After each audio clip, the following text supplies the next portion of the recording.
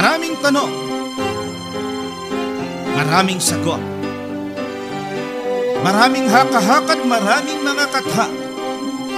Nagsasalimbbayang mga paliwanag, gaya ng hangin ng aral na nagdadala sa tao sa magkabi-kabilang paniniwala. Ngunit, isa lamang ang dapat matanghal: ang sagot ng Biblia.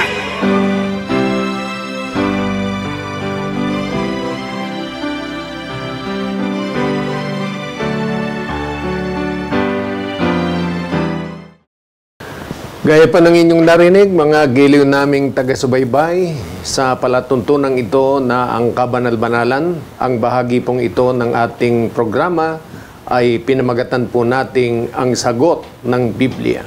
Welcome po mga kaibigan at mga mahal naming mga taga-subaybay. Narito po muli ang inyong paboritong programa, ang kabanal-banalan, at nasa portion na po tayo, yung ating one of our banner programs, ang sagot ng Biblia. At ipinag-aanyaya din po natin sa mga mahal nating mga taga-subaybay ang iba pang mga programa natin, as I mentioned earlier, under the banner of the Most Holy Church o ang kabanal-banalan. Ito po ay ang mga sumusunod: Blessed Day, The Climb, Likhawit, ang kabanal-banalan teleradyo, Full Life, and of course, ito hong inyong nasusubaybayan ngayon, ang sagot ng Biblia. Ito po ang mga platforms na pwede nyo pong panoorin, subaybayan ang nasabing mga programa. Via Meta o Facebook, MHC Media. Yan po ating Facebook page. Samantala, ang account naman natin sa Meta, ang kabanal-banalan. Sa YouTube naman, The Most Holy Church. It's very simple. Once you open your account sa YouTube, i-type in nyo po sa search bar ang mga terminong The Most Holy Church.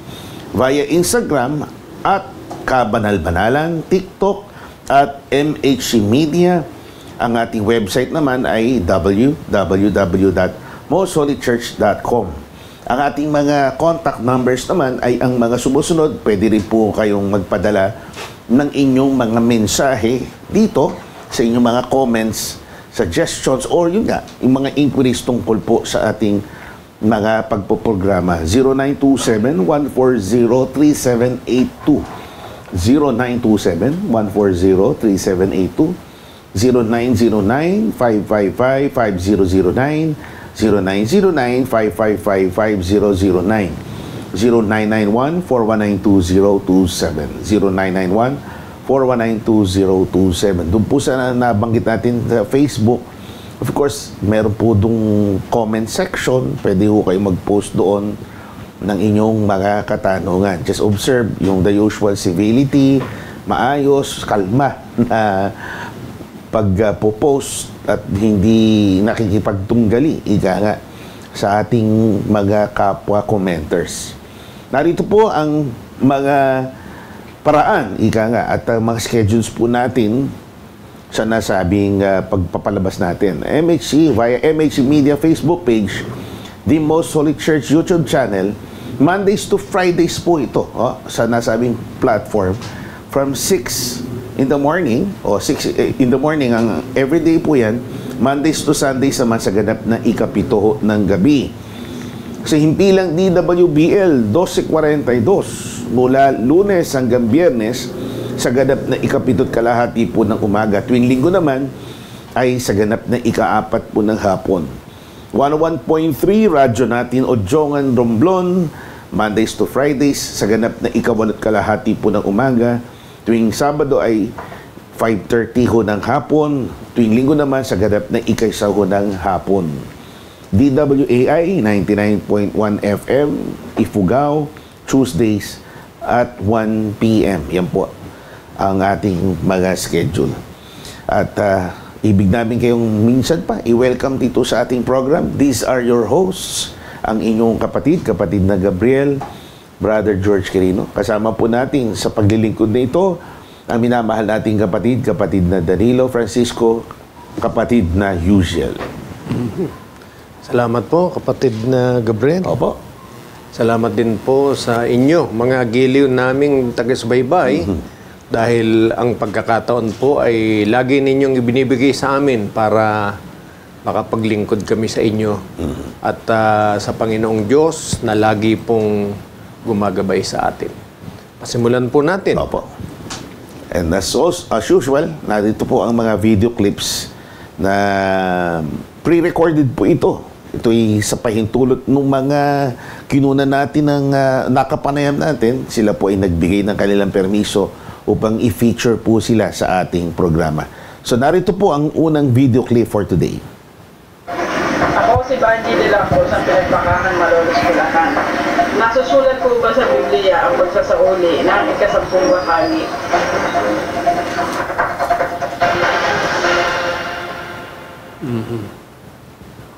So tungkol ho sa ikapu o sa wikang Ingles ay tithes o tithing.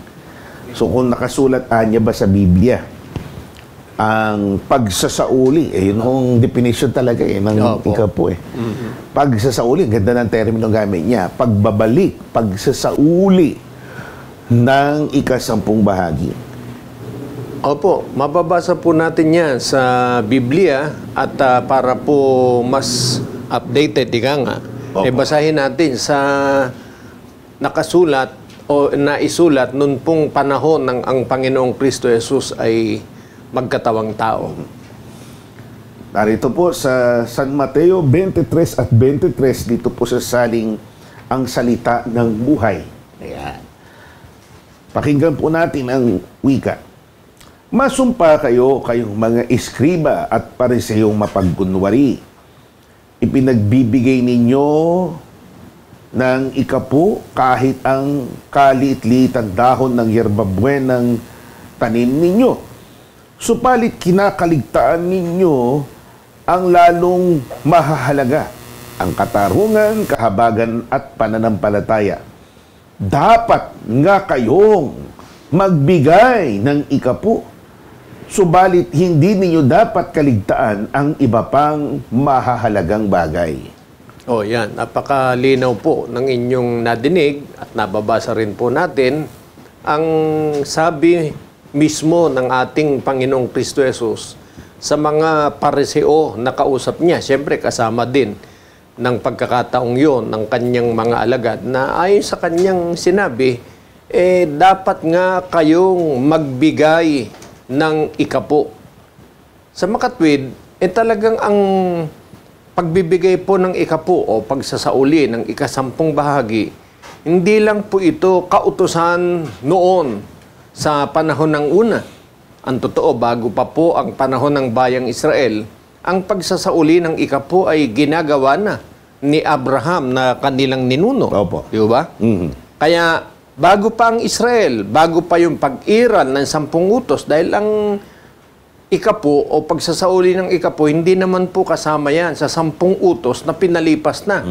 Kaya nanatili ang pagsasauli ng ikapu hanggang sa panahong Kristiyano at nilinaw ng Panginoon, dapat nga kayong magbigay ng ikapu. Napaka-klaro ng sinabi ng kapatid na Yusel, no? Emphasis lang, hindi po siya kasama sa 10 utos. Opo. Kasi ang contention ng iba, pinalipas na. Kayo din, mga mangangaral ng kabanal-banalang iglesia, binibigyan yung pansin na pinalipas ng 10 utos. Kasama sa argumentong yan, dapat maging ang pagsasauli ng ikasampung bahagi, damay, ika nga, Opo. na hindi na dapat na pinaiiral. And we beg to disagree kasi ang Biblia nagsasabi, hindi pa nga sabi ka English, tithing o pag-ikapu predates. It predates. Nag-exist na po yan.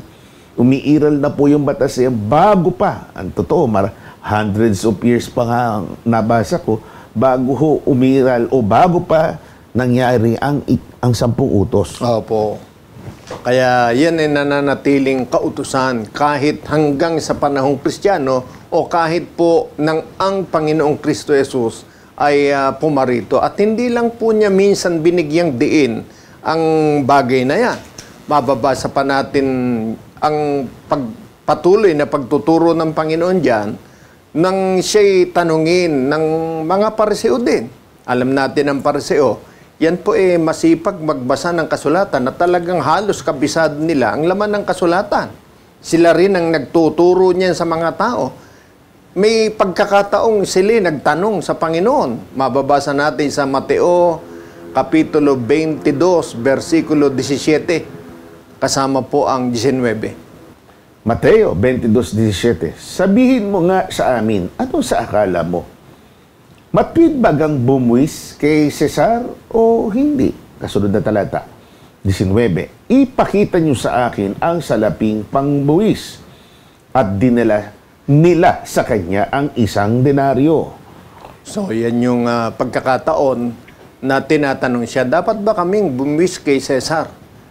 Palibasa, alam natin ng Panginoon, gusto niyang tiyak sa kanyang mga ipinapaliwanag. Gaya sabi niya, pakita niyo muna sa amin o sa akin yung salaping pangbuwis. Kaya ano po ang kasunod na pangyayari nang ipakita sa kanya yung salaping pangbuwis? Diretso natin sa 21. Narito. At sinabi niya sa kanila, kanino ang larawang ito at ang nasusulat? Sinabi nila sa kanya, kay Cesar. Nang magkagay sinabi niya sa kanila, kaya't ibigay ninyo kay Cesar ang sa kay Cesar at sa Diyos ang sa Diyos. O yan, maintindihan po natin. Ang tanong lamang sa kanya ng mga Hudyo, ng mga Parseon, ng panahong yaon, dapat ba kaming bumispa kay Cesar? Kaya sinabi sa kanila, nasaan yung salapi? Nang ibigay yung salapi o pakita, sabi, kanino ba ang larawang nakasulat sa salapi? Kay Cesar, ibig sabihin, sa gobyerno. Kung gano'n, sabi ng Panginoon, yung para kay Cesar, ibigay ninyo. Ibig sabihin, yung para sa gobyerno. Tama lang na bumwis kayo kasi ang katunayan na dapat tayong magbwis doon sa perang hawak nila, nakalagay yung larawan ni Cesar. Ibig sabihin, pinamamahalaan sila. Opo. At dahil namamahala sa kanila si Cesar, ang gobyerno, dapat silang magbwis. Tungkulin nila yon. Doon pa lang, pinapakita ang kahalagaan, no? Hindi kinokontra ng Panginoon. Tama, mag-puwis kayo. Kahit na sabihin nyo, may perception tayo ng korupsyon. Opo. Hindi ko pwedeng alisin na pananagutan ng nasasakupang nagugobyernohang mamamayan ang pagbubuwis. Opo. Tama yan, sabi ng Panginoong Jesus. Pero, ibigay nyo kay Cesar, ibig sabihin sa gobyerno, ang para sa gobyerno, pagtatak sa kanya. At ang sa Diyos, merong taxation din, ang sa Diyos. Kaya, maliwanag po. Ang tanong lang, para sa government, pero ang isinagot ng Panginoon ay dalawang bagay. Hindi lang para sa Diyos, hindi lang para kay Cesar ang dapat niyong ibigay. Yung para sa Diyos, ibigay niyo din sa Diyos. Kaya doon maintindihan natin na talagang binibigyang diin ng Panginoon sa panibagong pangyayaring ito, sa panibagong tanong sa Kanya, kung nagbubis kayo sa gobyerno, meron din kayong dapat na ibigay sa Diyos. At nasisigurado natin, kapatid na Gabriel, Opo. yung tinutukoy na ibigay sa Diyos, ang para sa Diyos, yun po ay ikapu. Dahil yun ang maliwanag, ibigay sa Diyos, ang sa Diyos. Ibig sabihin, yung pag-aari ng Diyos. Doon sa hawak nilang pera, hindi lang dapat silang bumawas doon ng buwis para sa gobyerno, meron ding part doon na para sa Diyos. Opo. Klaro ho yun. Kaya doon sa katanungan nating kaibigan, kung nasa Biblia ho talaga. May mga tao lang na binibigyang malisya, na kesyo ito naaabuso. Minsan kung yan ang perception, regardless kung yan man ang pananaw natin sa may hawak ng pananalapi sa gobyerno o maging sa church o sa iglesia, ang importante natutugunan po natin yung kahingian ng Diyos na nasa Biblia, meron hong pagbubuwis at ito ay nasa paraan po ng pagsasauli ng ika-10 bahagi. Yes, 10% po yan. 10% of our income. Opo. At kaya po ito, itinuturo ng Panginoong Kristo Jesus, sigurado po na napakahalaga nito. At sa harap ng Diyos, pagka po ang tao hindi nagsasauli ng ikapo, gaya ng terminong ginamit ng ating kaibigan na nagtanong, si Miss Banji, maliwanag po na sinasabi niya, kailangan ba talaga, utos ba talaga magsauli ng ikapo? Maliwanag po ang sinasabi ng Biblia na talagang ito'y dapat gawin ayon sa Panginoong Kristo Jesus. At kung ito ay hindi po ginagawa ng tao, ang kanyang nagiging kalagayan sa Diyos, sa harap ng Diyos, mababasa rin natin sa Malakias, Kapitulo 3, versikulo 8. Basahin po natin sa ang Biblia 2001 edition o ang bagong ang Biblia. Napakagandang punto po niyan. Pakinggan po natin at kung makasasabay po kayo mga nanonood, makisabay po kayo dito sa ating pagbasa. Malakias. Nananakawan ba ng tao ang Diyos? Di may ninanakawan ninyo ako. Ngunit inyong sinasabi, paano ka namin ninanakawan? Sa mga ika-10 bahagi at sa mga handog. Napakalinaw, di ba kapatid na Gabriel? So, kung sa gobyerno, sa mundong ginagalawan natin, meron tinatawag na tax evasion. And when you evade paying your taxes, you are pursued by the government because practically you are stealing from the government. Kahit sabihin mo, magnanakaw din na nasa gobyerno. Pero nasa batas po kasi. Sundin natin, dapat nagbubuwis ang bawat mamamayan. Eto rin, klaro, sinabi sa Malakias, ang Diyos nananakawan din. Pagka ipinagkakait natin, hindi natin sinasauli. Yung banggit ng talata mismo, hindi natin sinasauli ang ika-10 bahagi. Opo. Kaya napakahalaga po niyan.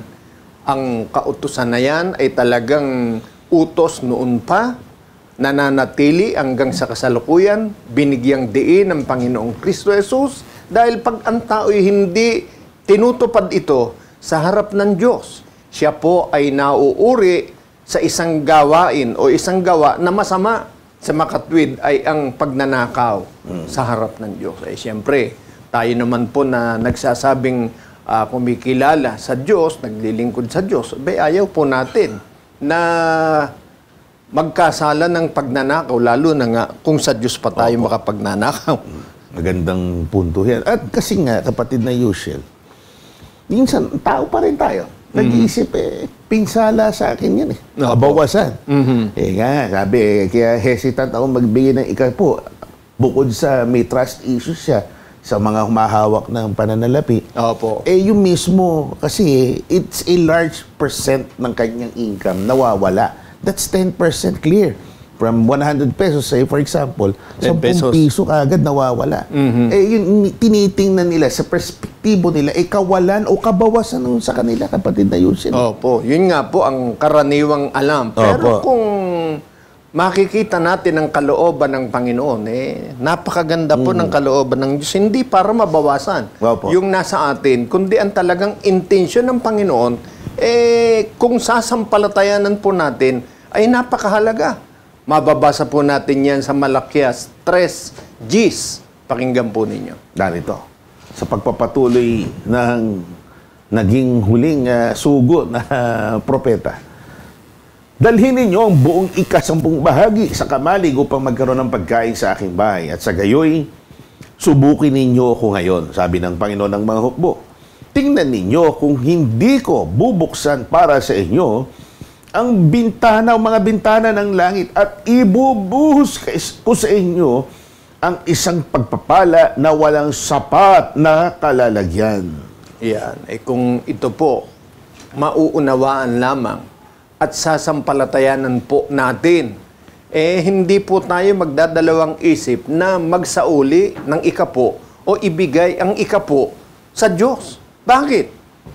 Ito ang sinabi ng Panginoon na katapat ng kanyang pangako. At minsan lang sinabi ng Diyos yan sa buong Biblia.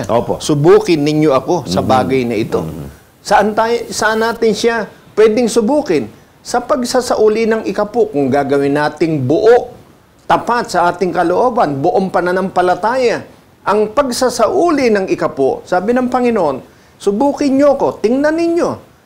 Bubuksan ko ang mga bintana ng langit ibibigay ko sa inyo, ihuhulog ko sa inyo, ibubuhos ko sa inyo ang pagpapalang walang sapat na silid na kalalagyan. Kaya kung ito po, sasampalatayanan lang natin at talagang tayo sumusunod sa direktiba ng ating Panginoon, hindi po tayo manghihinayang sa pagsasauli ng ikapo. Sa halip, pagtatapatan natin ito dahil ito ang sinasabi ng Panginoon na paraan para maranasan natin ng walang katulad na pagpapala niya. So sana naging klaro po yan. It's not a deprivation, Opo. pagkabawasan para sa atin. Sabi nga ng kapatid na Yusha sa kanyang pagdidiin, masaganang pagpapala yan. Huwag nating tingnan, huwag nating quantify. Hindi ho pwedeng bilangin ang pagpapala. Opo. Nakatumbas ng ibinibigay nating pagtugon sa panawagan, mag-ikapo. Salamat po. Sana masampalatayanan po natin yan. Napakarami pang bagay na pwedeng sabihin tungkol dyan, pero sumasampalataya po tayo na ito'y sapat para maunawaan natin ang kalooban ng Diyos. Salamat po, kapatid na Yusha. Pakinggan natin, panoorin natin ang video clip number 2.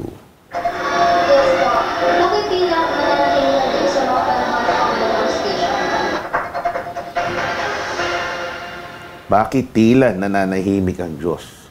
So, naghahanap ng dahilan, ika nga. Anong rason ng Diyos, ika nga, sa mga sitwasyon na kung saan ay tila walang hustisya, walang katarungan.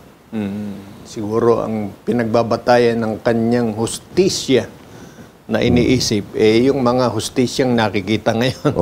O kaya yung agad. Opo. O yung instant. Kasi maraming tao, ganyan ang alam nila sa hustisya. Parang instant noodles. Opo. Pag binuksan ninyo, just add hot water, meron ka ng instant meal. Meron ka ng instant noodles. Ang hustisya po, katarungan. Kahit sa kasalukuyang sistema ng tao, sa demokrasya, kahit sa anong sistema ng paggugobyerno, ang hustisya po ay talagang dumadaan sa proseso. Hindi ho agad-agad yan.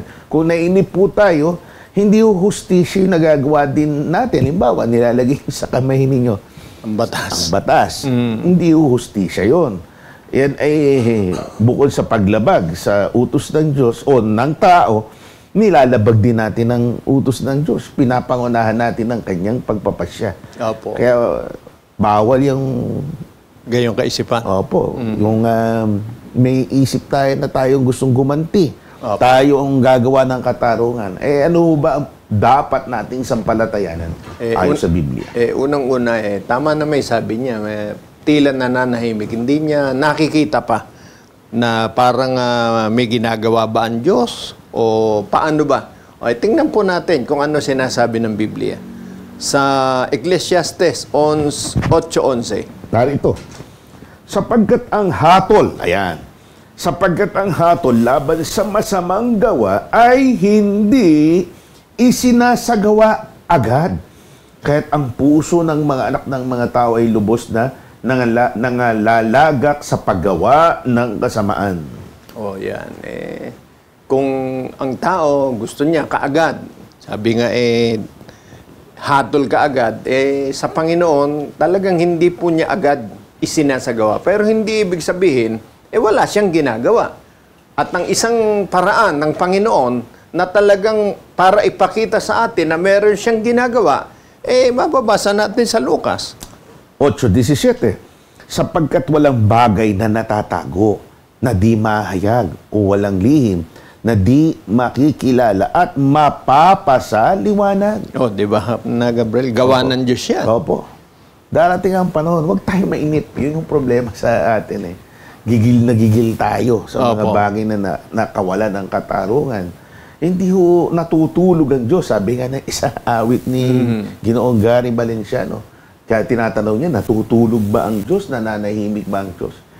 Gaya ng matalinong tao na nagtitimbang, ang hustisya'y darating, hindi niya palalagpasin yan.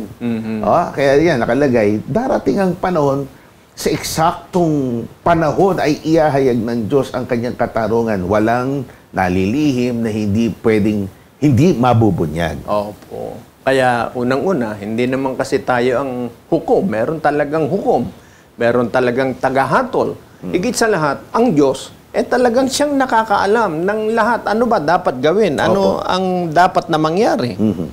May mga pagtitimbang po kasi. Opo. Hindi porke sinabi mo, totoo na agad. Ganun mo Bawat nagkasala umano ang kapitbahay mo sa'yo, hindi porke binintang mo, totoo na at kinakailangan hatulan na siya on the spot. Opo. Baka naman sa tingin mo lang nagkamali siya. Yung pala, pagtingin mo sa merong camera, may CCTV, nakita mo hindi naman pala siya ang gumawa. Opo. Kaya dinadaan sa mga prosesong ganyan, lalo na sa sistema nga natin ng tao. Sa Diyos gayon din, lalo na. All-knowing siya, all-seeing, nakikita niya ang sitwasyon, tinitimbang niya.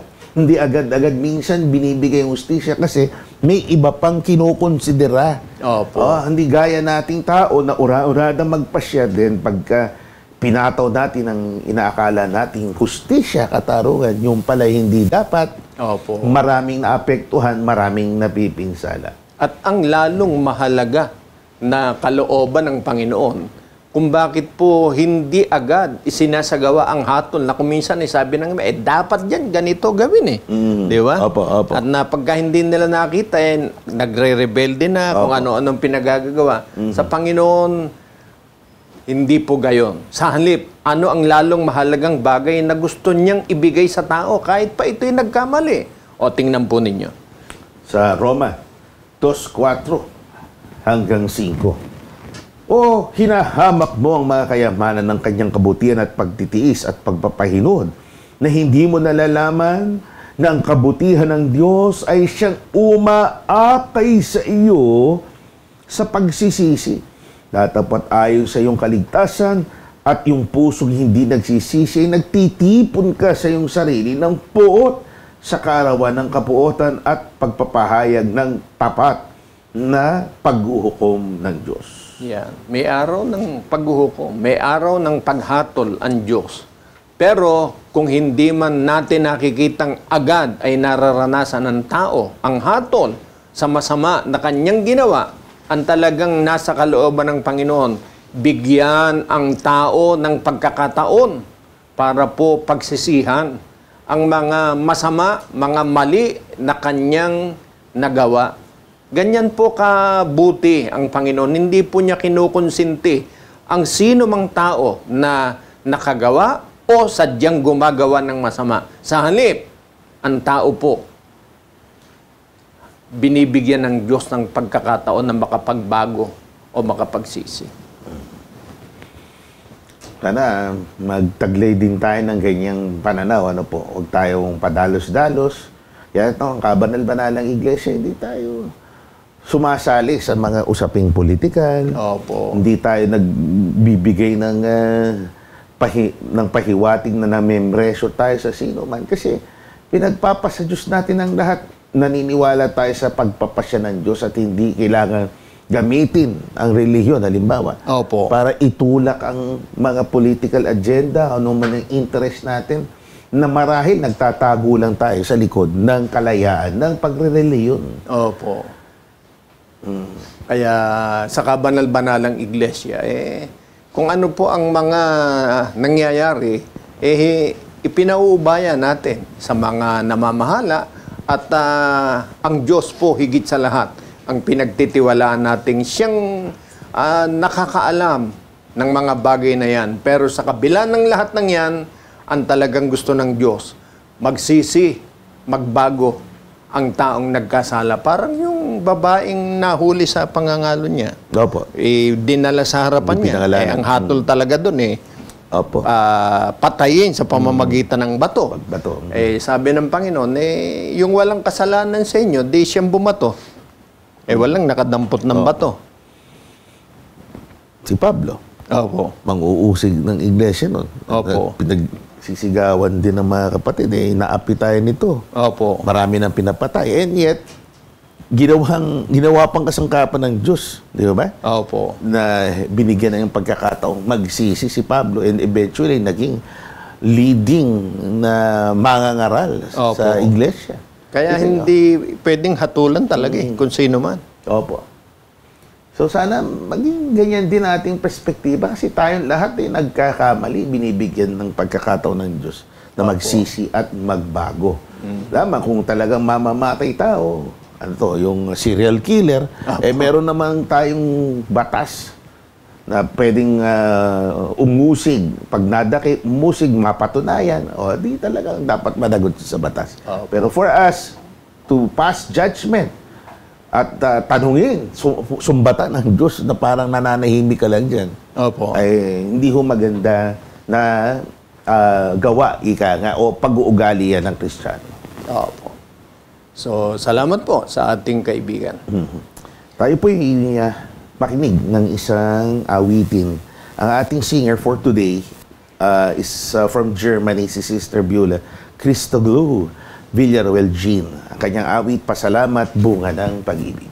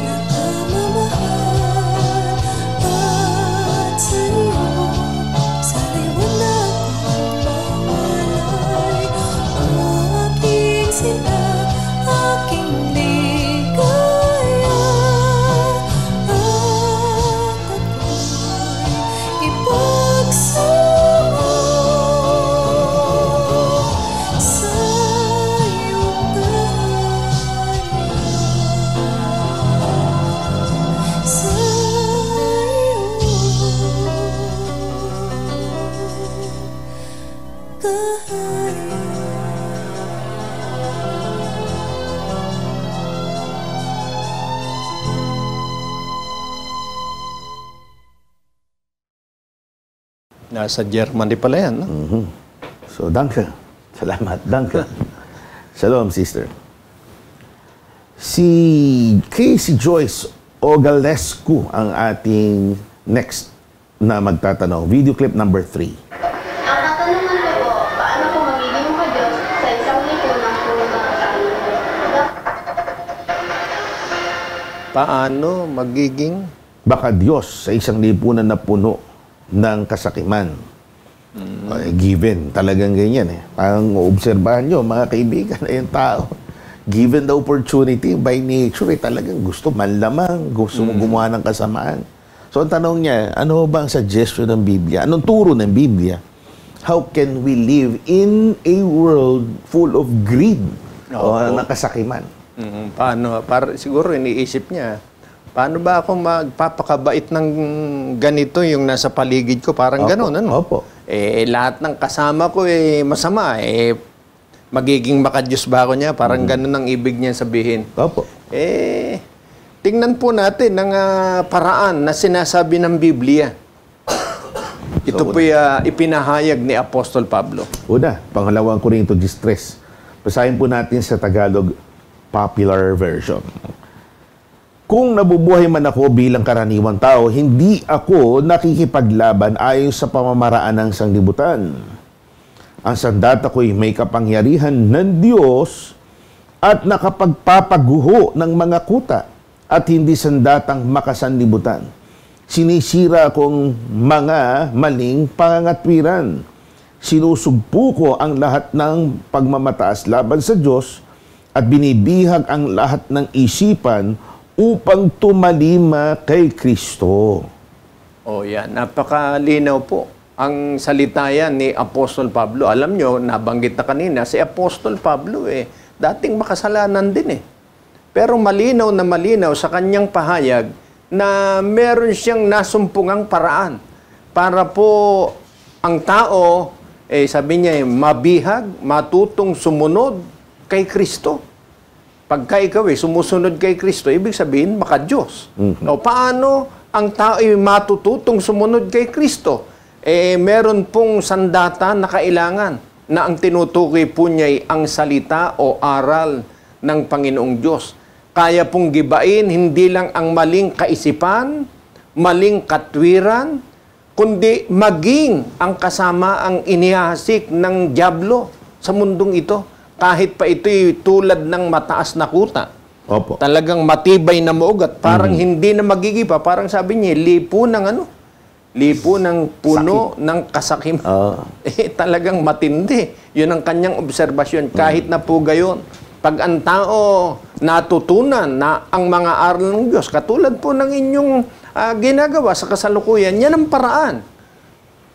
Yan ang sagot sa tanong po ninyong papaano kailangang matutunan nating unawain, sampalatayanan, gawin kung ano ang kalooban ng Diyos. So, yun ang ino-offer ng Biblia, no? Opo. It's a choice actually, sinabi ni Pablo. Eto, panlaban to dyan. Opo. Ngayon, nasa sayo, damputin mo. Tangnan mo yung ino-offer sa'yo na kapangyarihan para sa mundong ganito ang inuugali. Ikaw yung maprinsipyo. Opo. Ika nga kung ang tao'y mapanlamang, ikaw hindi man lalamang, nagpaparaya ka, pantay ka. Ika nga, parehas kang lumaban. Ika nga, ang sakim, mapanlamang, magulang. Gamitin na natin yung termino. Ganyan sila. Pero sabi ni Pablo, eto yung sandata na para sa gitna ng magulong buhay, mundo, ikaw yung mabuhay, lumutang ka, na naiiba ka.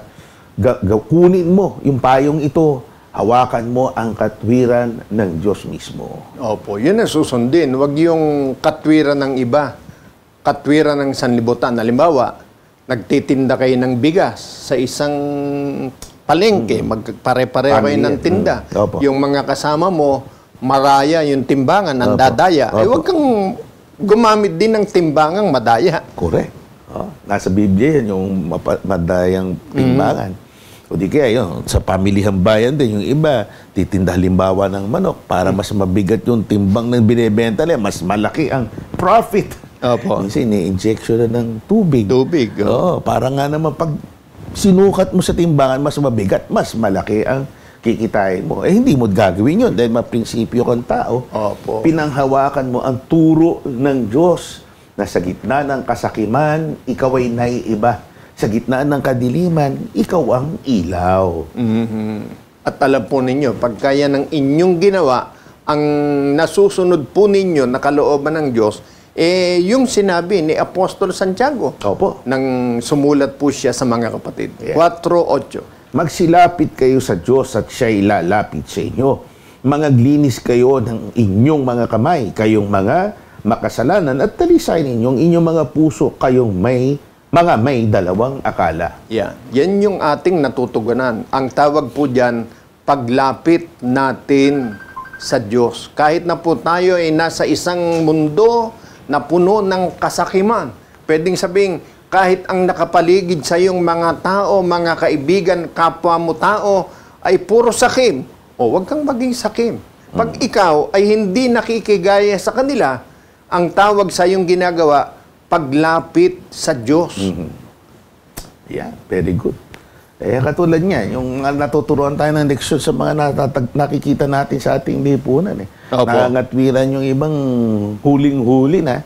Sabi nila, kasi kalakaran Yeah. Di ba? Hindi porke kalakaran, mali yung ginagawa, makikiayon ka na. So sa gitna nga ng ganyang sitwasyon, mag-iba ka ng landas. It's really, ulitin ko lang yung sinabi natin kanina, it's really a choice. Hayaan mo ang Diyos ang mamahay sa iyong puso. Opo. Katulad ng mga iniaalok ng Biblia. Hawakan mo to. Hindi ka naman lugi. Sila siguro mukhang kaya nilang ipakain yun sa kanilang pamilya. Opo. Ikaw, maprinsipyo ka. Without condemning, hindi mo sila kinukondina na parang ikaw tumitindig na para, ako ay mabait dito. Hindi. Parang nagmamagaling. Nagmamalinis. Without doing that, basta't gawin mo lang yung sa paningin ng Diyos ay wasto, tama. Sa batang yung nag-message nito, no? Opo. Bata pa siya, na-obserbahan niya. Sa murang isipan, marami pa kayong tatahaking mga sitwasyon sa buhay. Darating ang panahon na titindig ka sa nagsasandaan, pagpapasyahin ka, ano bang pipiliin ko dito? Ito ba? Kakanan ba o kakaliwa? Diretso? Ano ba ang kagandahan nito? Ang piliin po natin, ang payo ng Diyos, mabuhay tayo sa katwiran. Opo. At ang batayan lagi ng mga bagay na yan, kung ano po ang nakasulat sa Biblia. Yan ang kalooban ng Panginoon. Tingnan natin ang yan binigyang diin ni Apostol Pablo. Sa liham niya kay Timoteo, 3:16. Ang lahat ng mga kasulatan na kinasiyan ng Diyos ay mapapakinabangan din naman sa pagtuturo, sa pagsansala, sa pagsaway, sa ikatututo na nasa katwiran. Yan. Napakalinaw po ng inyong nadinig. Si Sister Casey. Napakalinaw niya. Kahit na ikay bata pa, pagkaambatayan ng iyong buhay, ng iyong lakad, ng gusto mong mangyari sa buhay mo, ang kasulatan o ang Biblia, matututunan mo ang pamumuhay na ayon sa katwiran ng Diyos. Hindi ka mawawalan ng loob sa pag-subay sa hindi tamang lakad ng sanlibutan, kundi yan ang magiging iyong gabay para po mamuhay ng naaayon sa katwiran o sa kalooban ng Diyos. So, thank you, Casey. Sana habang bata pa, sanayin natin ngayon pa lang, talantunin natin ang makatwirang pamumuhay sa gitna ng lisya, sakim na mundo. Next question, ito yung nasa comment section naman natin. Ang mga nagpapadala yan sa comment section from Miss Jo, ayan ang kanya handle, S9U. How will you explain Genesis chapters 1:7-8, mentioning the firmament or the ocean in heaven? So, paano daw maipapaliwanag ito? Genesis, siguro basahin po natin. Sige. Tingnan natin ano ang doon ay nakasulat. 1:7-8. And God made the firmament and divided the waters which were under the firmament from the waters which were above the firmament. And it was so. 8. And God called the firmament heaven, and the evening and the morning were the second day. So sa wika natin, ang tinutukoy talaga kasi ang salitang firmament, kaibigan, it's an archaic word. Based on our research, archaic, ibig sabihin, luma na. So, Old English, kumbaga, yun ang ginagamit to describe the heavens. So, modern, the sky or heaven ang talagang ibig sabihin yan. Opo. Yung ibang issue niya, yung tungkol sa ocean. Wala ho tayo makikitang ocean sa ibang salin. Sa firmament o sa sky. Yun, sa sky. Well, as far as I can read it sa iba't ibang mga translations, wala po tayo makitang ocean. Probably, she's referring to doon sa tubig. Kasi Na nasa ocean, tubig. kalawakan. Nasa langit, sa kalawakan. And indeed, tubig naman talaga yun. Opo. Yun yung atmospheric water. Ika nga. Ang tubig ko kasi hindi ho likido lang. Pinaka-basic, isa sa pinaka-basic na elemento natin sa daigdig ng ginagalawan natin, tubig. Opo. Comprised of dalawang atoms ng hydrogen tsaka isang atom ng oxygen, H2O. Yan ay lumalabas sa tatlong phase. Yung phase na alam natin, likido, at yung phase na matigas, pag nagyayelo, at yung phase naman na vapor o parang gas. Ayun yung nandun na tubig na nasa langit. Kaya, di ba, pati na yung shell, tubig talaga yung nakikita natin sa langit eh. Opo. Sa totoo lang, yung hamog na kinukwento nyo ng isang araw, di ba? Opo. Kasi nung una naman talaga wala nang katulad ngayon ng malalakas na ulan. Opo. Kaya nung panahon ni Noe, hindi siya mapaniwala ang babaha Opo. Uulan ng malakas. Pero nangyari dahil sinabi ng Panginoon. So, unheard of pa yung ganyang pag-ulan sa panahon ni Noe. Kaya hindi sila mapaniwala. Dahil noon, hamog-hamog lang. Ika nga, it's enough na naramdaman nyo yung moisture. Tubig ho yun. Yan po yung tubig na ibinukod ng Diyos na nandun sa langit at nandito rin sa lupa. Siguro, hindi lang niya maisip. Paano ginawa ng Diyos yan? Yan nga ang Diyos. Yan ang katunayang may Diyos talaga. Opo. Di ba? Opo. Kasi sa limitadong isip ng tao, paano nga ba nangyari yun? If water can be hold dito sa lupa, sa pamamagitan ng mga lawa, di ba, yung malaking lupa na ganyan, nandun yung tubig. Paano yun nakalutang sa langit? Gawa ng Diyos yan. Yun. Hindi malirip. Basahin nga natin yun sa Roma, Kapitulo 1, versikulo 20 hanggang 19 hanggang 20. Basahin natin. Mga kaibigan, si sister na nag-comment, yan po, the wonders of God. Basahin natin sa wika ng ating kapatid na Yushel as reference. Sapagat ang mga bagay niya hindi nakikita, buhat pa ng lalangin ng sanlibutan ay nakikitang maliwanag. Sapagkatanto sa pamamagitan ng mga bagay na ginawa niya, maging ang walang hanggan niyang kapangyarihan at pagkadiyos upang sila'y walang madahilan. Yan. Tinatanong mo ba, paano? Paano nangyari? Totoo ba yun? Na merong ang paglarawan niya, ocean doon sa langit? Opo. O maraming tubig? Opo. Totoo po yun. Kung paano, hindi kayang explain ng siyensya eh. Di ba? Nabibigyan ng konting paliwanag, pero paano ginawa? Paano nangyari? Nakalutang doon. Sabi nga noong una, intindi, parang may literal, solid na dome. Solid na kilalalagyan ng tubig, pero hindi Kahit siyensya sabi, hindi solid yun Basta't nandun yan, nakalutang, at ang tawag dyan ay tubig pa rin. Opo. Kaya yan ang katunayan na talagang sapat para kilalanin natin ang Diyos na makapangyarihan, umiiral ang Diyos. Hindi po basta nabuo lang itong mundo, may gumawa nito, may bumuo nito, lahat ng nandito, may isang kapangyarihang nagpapakilos at yan ay walang iba kundi ang Diyos. Kaya wala na tayong dahilan para hindi kilalanin, sambahin, paglingkuran ang Diyos. So yan, ating commenter. Maganda yan, oh. We welcome comments, yung clarity dun sa mga... For us, it's out of curiosity. Curious tayo talaga Kahit nung bata tayo, siguro tinitingnan natin, paano ba nangyari yan? Namamagha tayo sa malalaking bundok, pagsabog ng bulkan, pagkakaroon ng lindol, kasama sa disenyo ng Diyos. Parang tayo mga tao, meron tayong inilalabas na pag dumidigay tayo, may sobrang gas sa tiyan natin. O kaya lumalabas sa ibang lagusan.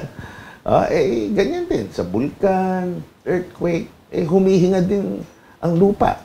At marami pa. Marami pang makikita tayo sa kalikasan na nagpapatunay ang pag-iral ng Diyos. Kaya, tama po ang inyong ginagawa.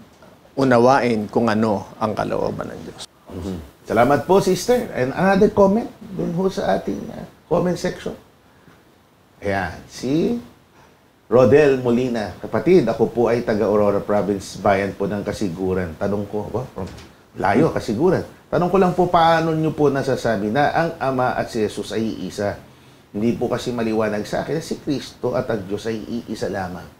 We understand you, Brother Rodel, dahil marami talaga nako-confuse magkaiba sila. Opo. Pero ang Biblia syempre nagtuturo ng consistency, clarity, sinasabi sa atin na ang Diyos at si Kristo ay iisa. Basahin po natin kung paano natin nasabi yan at laging sinasabi. Ayon kay San Juan, 10:30, ang wika mismo ni Kristo ay ito: Ako at ang Ama ay iisa. Yan. Sinabi po mismo yan ng ating Panginoon. Nang nagsasabi diyan na ako, ang Panginoong Kristo Jesus. Ako at ang Ama ay iisa. Yan ang dahilan. Kaya namin nasasabi na hindi po sila dalawa, iisa. Sino po may sabi? Ang Panginoong Kristo Jesus. Hindi naman nagkamali po dyan o nabigla lamang ang Panginoong Kristo Jesus, kundi yan po'y isang turo ng Panginoon. Ang kaisipan, ang pananampalataya na ang Panginoong Kristo Jesus at ang Ama, hindi po dalawa, kundi isa lamang po. At alam po ba ninyo, pagka inisip natin na ang Ama at ang Panginoong Kristo Jesus ay magkaiba, ano po ang ating nagiging kalagayan sa harap ng Diyos? O tingnan po ninyo ang paliwanag ng Panginoong Kristo Jesus. Opo. Sa San Juan 8:19. Sa kanya nga'y kanilang sinabi, saan naroroon ang iyong Ama? Sumagot si Jesus, hindi ninyo nakikilala ako, ni ang aking Ama. Kung ako'y inyong makilala, ay makikilala rin ninyo ang aking Ama. Napakasaklap ng kalagayan, di ba, kapatid na Gabriel? Opo. Saklap nga na parang you claim na kilala nyo ang Ama, hinahanap nyo sa akin ang Ama, paano nyo masasabing hindi kilala nyo Ama, and yet here I am, yung hinahanap nyong Ama, narito na yun yun ang tuhirang pangungusap na yun Opo. Nakilala nyo ako, kilala nyo na yung Ama. Kaya kasi he's one and the same person Opo, kaya pagka halimbawa, iniisip nila, yung Ama, iba pa sa kanya, tanda lang yun na hindi nila kilala yung kausap nila noon, si Kristo. Lalong hindi nila kilala yung Ama. So, naliligaw yung iba. Opo. Well, hindi natin sila kinakaawaan kung yung pa ang kanilang pagkakilala. Kasi, ito lang ang logic din yan Kung si Kristo ay kinikilala nating Diyos at iba pa siya sa Ama, so, lumalabas talagang dalawa na ang Ama. Ang Biblia ay strictly nagtuturo ng isang Diyos lamang. Opo. So, ang paliwanag lang po talaga dyan, mga kaibigan, sa mga nangyayari sa kalituhan, dahil nakakilala siya anak ng Diyos, may mga kadahilanan po ang Panginoong Jesus. Pero, huwag tayo lumayo sa mismong pangungusap niya. Sinabi niya, I and the Father are one person. Ako at ang Ama'y iisa. Opo. Kaya nung sabihin ng Panginoon, yung tanong nyo na yan, isa lang ang deklarasyon yan. Hindi nyo ako kilala. Kahit yung Ama sinasabi nyo na hinahanap nyo sa akin, hindi nyo rin kilala yon. Kaya, nung yun ang sabihin ng Panginoon, may kasunod na tanong yung mga kausap niya sa 25. Darito. Sa kanya nga'y kanilang sinabi, sino ka baga? Sinabi sa kanila ni Jesus, Siya rin na sinasalita ko sa inyo mula pa ng una. Oh, di ba, Gabriel? Nung mga nanguhuli, maraming pagtatangkang hulihin siya. Consistent ang ating Panginoong Jesus.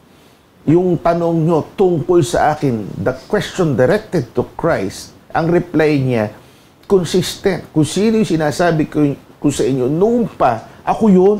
Sino ba yun, kapatid na Gabriel? Tuloy natin. Oh, sige, basahin natin.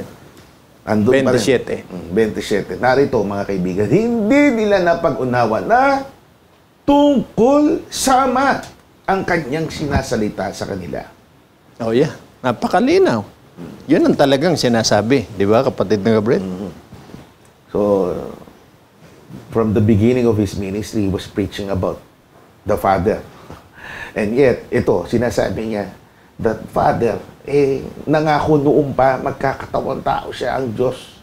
And here He is, in front of you, sasalitanan sa inyo. Nagkatawan, di ba, sa inyong mga Pariseo, sa inyong mga Saduceo, sa inyong mga nagdududa, di yata't nasusulat, paririto ang Ama. Paririto siya. And yet, hinihintay niyo ang pagparito ng Ama. Ito na nga sinasabi sa inyo, spoon feeding na nga pumarito ng Ama. Yung impresyon nyo kasing hinahanap nyo tungkol sa Ama hindi kagaya ng inaasahan ninyo. Ang pangako tungkol sa kanyang pagparito na susulat sa Isaias, magdadala siya ng kapayapaan. Siya yung Ama nating lahat. At walang iba, sabi nga ni Propeta Isaias, hula na ipapanganak siya ng babae, walang iba kundi ang ating Panginoong Jesus. Opo. Pwede nating basahin yun sa Isaias 9:6.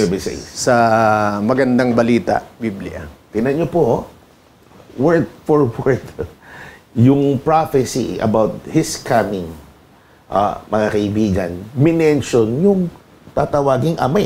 Opo, yan. Narito, sapagkat isinilang ang isang sanggol na lalaki para sa atin, ibibigay sa kanya ang pamamahala at siya ay tatawaging kahangahangang tagapayo, makapangyarihang Diyos, walang hanggang Ama, prinsipe ng kapayapaan. Yun ang tawag sa kanya.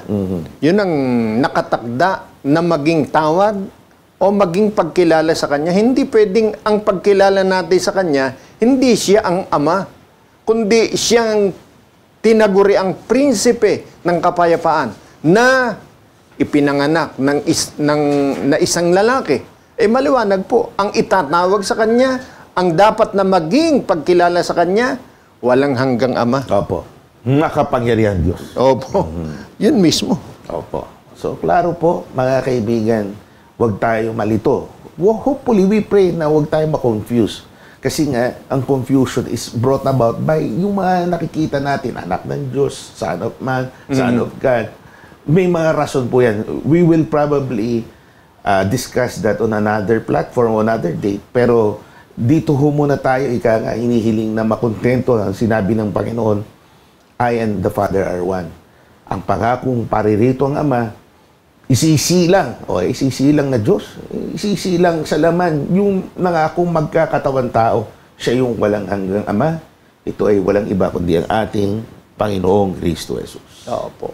Kaya sana po, sa tulong ng Panginoon, sampalatayan na natin yan, Brother Rodel, at kilalanin nating lubos. Isa lang ang Diyos, ang Panginoong Kristo Jesus. Hanggang dito po muna at tayo po ay tutungo sa kasunod na bahagi ng ating programa, ang pagpapasalamat sa Diyos, ang pananalangin sa Kanya, at kalakip ang pagdulog para po sa ating mga kahilingan, para po sa inyo na mga sumusubaybay sa amin, hindi man po ninyo na ipaabot ang inyong hiling, ay laki po na aming dinudulog sa Panginoon, maging sa mga kapatid natin na dumadaan sa iba't ibang sitwasyon ng buhay.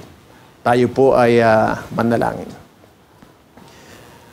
Aba, manaming hari, Panginoon namin, Diyos naming pinakamakapangyarihan sa lahat, maraming salamat sa iyo sa paggagawad mo ng iyong tulong sa amin. Ginabayan mo kami upang maipahayag ang iyong mga katwiran, ang iyong mga kalooban. Nawa po ay masampalatayanan ito ng mga nakinig sa amin at maging paraan po ito upang ang aming mga kapatid ay lalong maging matibay sa pananampalataya at para sumampalataya din naman ang mga hindi pa namin kasama sa mga pagdilingkod sa iyo. Amen. Nakikiusap din kami na tulungan mo po ang mga sumusubaybay sa amin sa iba't ibang sitwasyon ng kanilang buhay. Kung nakakaranas po sila ng mga suliranin at ng mga mabibigat na karamdaman, alam namin wala pong imposible sa iyo. Ikaw ang Diyos na lumalang sa amin, nakakaalam ng lahat ng mga bagay para sa aming ikabubuti.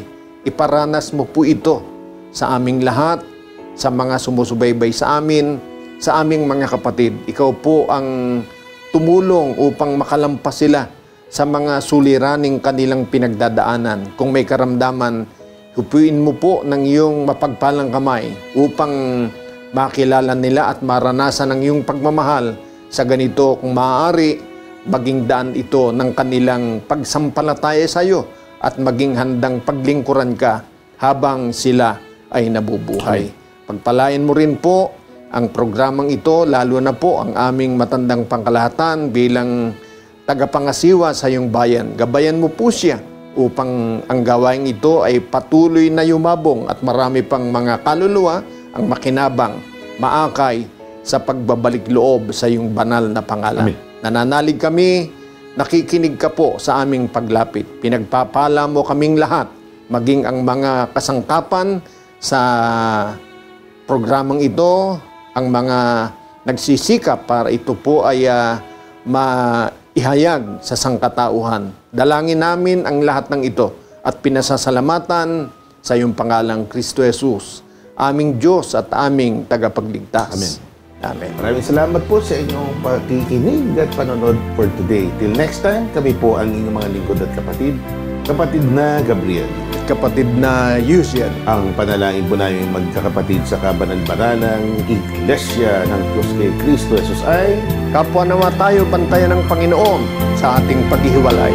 Biblis pa.